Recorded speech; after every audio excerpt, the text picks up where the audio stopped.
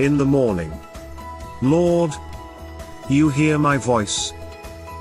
In the morning, I lay my requests before you and wait expectantly. Welcome to Blessed Morning. തുല്യം ചൊല്ലാൻ ആരുമില്ലേ അങ്ങെപ്പോലെ യേശുവേ.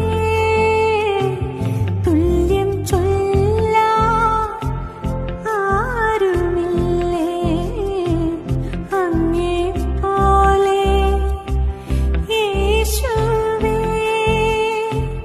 ജീവനേ സ്വന്തമേ അങ്ങേ മാർവിൽ ചാരുന്നു ഞാൻ. ജീവനേ സ്വന്തമേ അങ്ങേ മാർവിൽ ചാരുന്നു ഞാൻ.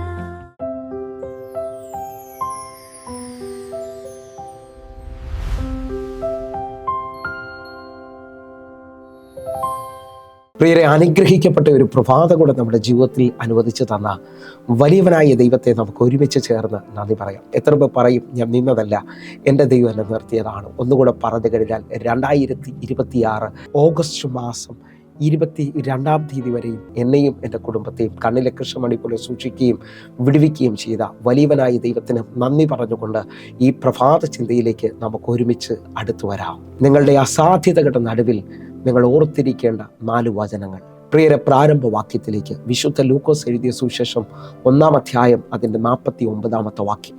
ശക്തനായവൻ എനിക്ക് വലിയവ ചെയ്തിരിക്കുന്നു, അവൻ്റെ നാമം പരിശുദ്ധം തന്നെ. പ്രിയരെ, ഈ പ്രഭാതത്തിൽ ദൈവം നമ്മോട് ഇടപെട്ട അനുഗ്രഹിക്കപ്പെട്ട വചനത്തിനായി നമുക്ക് ഒരുമിച്ച് ചേർന്ന് ദൈവത്തിന് നന്ദി പറയാം. ഈ പ്രഭാതത്തിൽ ഞാനും നിങ്ങളും ചിന്തിക്കുന്നത് നമ്മുടെ അസാധ്യതകളിൽ നാം ഓർത്തിരിക്കേണ്ട 4 വചനങ്ങളെക്കുറിച്ചാണ്.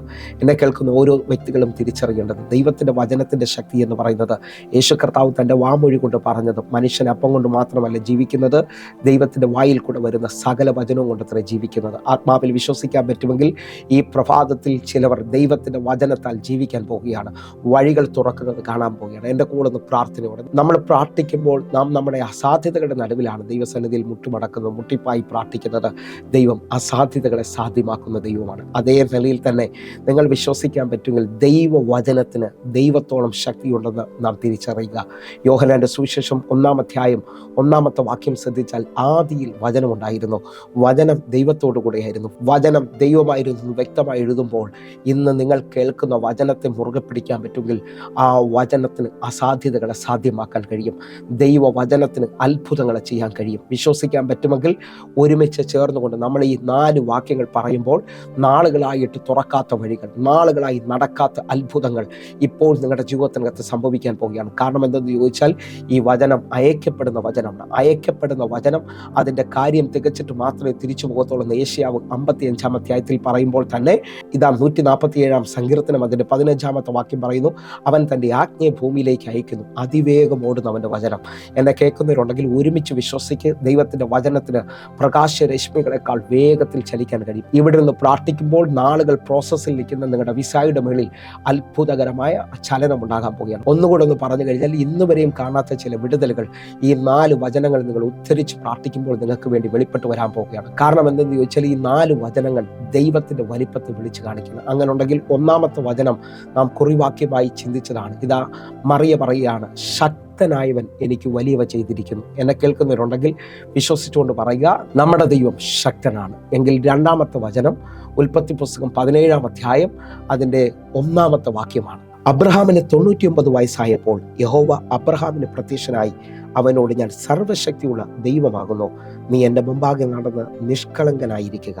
പ്രിയരെ, വചനം നമുക്ക് എല്ലാവർക്കും സുപരിചിതമാണ്. അബ്രഹാമിന് 99 വയസ്സായി, തൻ്റെ ശരീരം നിർജ്ജീവമായി പോയെന്നും സാറയുടെ ഗർഭപാത്രം നിർജ്ജീവമായെന്നും താൻ ഗ്രഹിച്ചിട്ട് നിൽക്കുകയാണ്. ആ തലത്തിൽ നിൽക്കുമ്പോൾ ഇതാ ദൈവം അബ്രഹാമിൻ്റെ അടുക്കിലേക്ക് ഇറങ്ങി വരികയാണ്. അബ്രഹാമിനോട് പറയുകയാണ്, ഞാൻ സർവശക്തിയുള്ള ദൈവമാകുന്നു, നീ എൻ്റെ മുമ്പാകെ നടന്ന് നിഷ്കളങ്കനായിരിക്കുക. എന്നെ കേൾക്കുന്നതിനുണ്ടെങ്കിൽ ആത്മാവിൽ ഈ വചനത്തെ ഒന്ന് സ്വീകരിച്ചോ. ഒന്ന്, നമ്മുടെ ദൈവം ശക്തനാണ്. ഇതാ അബ്രഹാമിൻ്റെ മുമ്പിൽ അസാധ്യതകൾ മാത്രം നിൽക്കുന്ന, ലോകപ്രകാരം ഇനി ഒരു വിടുതൽ നടക്കത്തില്ലെന്ന് പറഞ്ഞ അബ്രഹാമിൻ്റെ മുമ്പിൽ ദൈവം ഇറങ്ങിയിട്ട് പറയുക, ഞാൻ സർവ്വശക്തിയുള്ള ദൈവം. എന്നെ കേൾക്കുന്നവരെ, എൻ്റെ ദൈവത്തിൻ്റെ പ്രത്യേകത അവനില്ലാത്തതിനെ ഉള്ളതിനെ പോലെ വിളിക്കുകയും മരിച്ചതിനെ ജീവിപ്പിക്കുകയും ചെയ്യുന്നവനാണ്. നിങ്ങൾ വിശ്വസിക്കാൻ പറ്റുമെങ്കിൽ, ഒന്ന്, ഞാൻ നിങ്ങളും കേട്ടത് ദൈവം ശക്തനാണെന്നുള്ളതാണ്.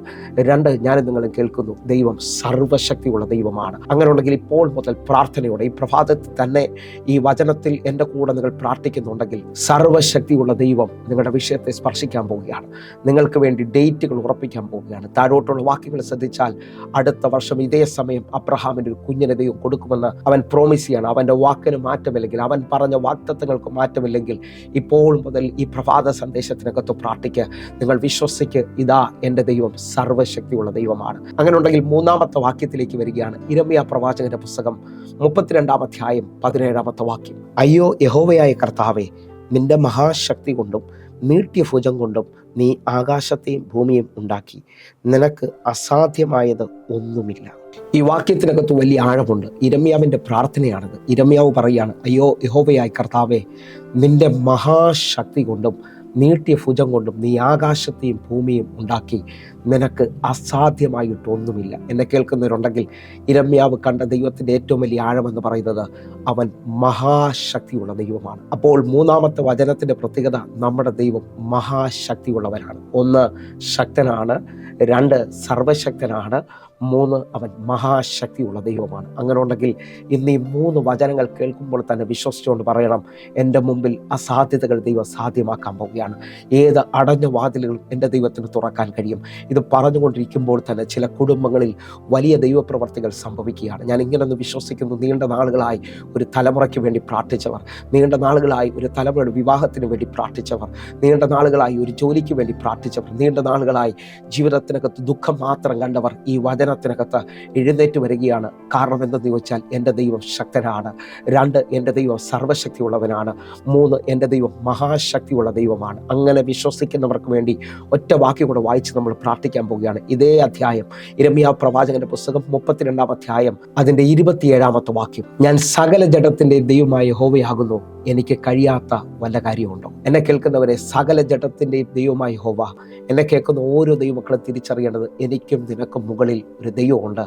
ആ ദൈവത്തിന് എൻ്റെയും നിൻ്റെയും വഴി തിരിക്കാൻ പറ്റും, വിശ്വസിക്കാൻ പറ്റുമെങ്കിൽ. ഒരു രാത്രി കൊണ്ട് ചെങ്കടൽ തുറന്നവൻ, സിംഹങ്ങളുടെ ഗുഹയിൽ വീണ ദാനിയേലിന് വേണ്ടി സിംഹത്തിൻ്റെ വായടച്ചവൻ, വിശ്വാസത്തിൽ ഒരുമിച്ചൊന്ന് പ്രാർത്ഥിക്കാൻ പറ്റുമെങ്കിൽ ഒരു അസാധാരണ ദൈവപ്രവൃത്തി ഈ പ്രഭാതത്തിൽ നിങ്ങൾ കാണാൻ പോവുകയാണ്. എൻ്റെ കൂടെ ഏത് അനുഭവത്തിലാണോ നിങ്ങളെപ്പോൾ ആയിരിക്കുന്നത്, ഏത് അസാധ്യതയുടെ നടുവിലാണോ നിങ്ങൾ ആയിരിക്കുന്നത്, വിശ്വാസത്തിൽ എൻ്റെ കൂടെ ഒന്ന് ഒരുമിച്ച് പ്രാർത്ഥിക്കാൻ പറ്റുമെങ്കിൽ ഇതൊരു അത്ഭുതത്തിൻ്റെ ദിവസമാകുകയാണ്, ഇതൊരു അതിശയത്തിൻ്റെ ദിവസമാകുകയാണ്. ഞാൻ ഒന്നുകൂടെ ഒന്ന് പറയാം പ്രിയരെ, എനിക്കും നിങ്ങൾക്കും അസാധ്യമെന്ന് തോന്നുന്നതിനെ ചെയ്യുന്നവനാണ് ദൈവം. ആ ദൈവത്തിൻ്റെ അടുക്കലേക്ക് നമുക്കൊന്ന് ഒരുമിച്ച് വരാം പ്രിയരെ. നമുക്ക് ഒരുമിച്ചൊന്ന് കണ്ണുകൾ അടയ്ക്കാം. കാരണം എന്തെന്ന് ചോദിച്ചാൽ, യിരെമ്യാവ് 33:3 പറയുന്നു, എന്നെ വിളിച്ചപേക്ഷിക്കാൻ ഞാൻ നിനക്ക് ഉത്തരമരുളും, നീ അറിയാത്തതും മഹത്വവും അഗോചരവുമായ കാര്യങ്ങളെ ഞാൻ നിന്നെ അറിയിക്കും. വിശ്വാസത്തോടെ കണ്ണുകളൊന്ന് അടച്ച് ഇപ്പോൾ പ്രാർത്ഥിക്കുന്ന പ്രാർത്ഥനയിൽ മറുപടി വരും.